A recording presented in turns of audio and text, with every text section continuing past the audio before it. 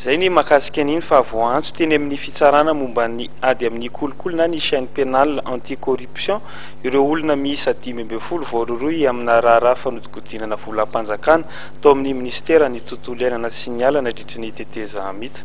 Anisan'ny tafiditra tamin'ity raharaha ity ny sekretera jeneralin'ity ministera ity teo aloha. Olona 10 no niakatra teny amin'ny chaîne pénale anti-corruption nanomboka omaly ary nitoy androany no niraharaha fanodikodonam-bola mitentina 4,4 miliara ariary tao amin'ny ministeran'ny tontolo iainana sy ny ala nandritra ny teteza mita.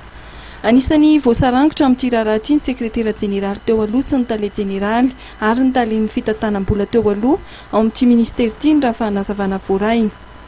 Ny fampiasana volam-panjakana amina asa izay tsy natao akory na ny prestation fictive ary koa fanodikodonam-bola mampiaia no anisan'ny hampangana ireto tompon'andraikitra ireto. Raha tsy ahivina dia nisy hetra mitentina 4,4 miliara ariary izay napetraka tao Sambava nangatan'ny sekretera jeneraly tamin'ny taona 2013 afindra eto Antananarivo.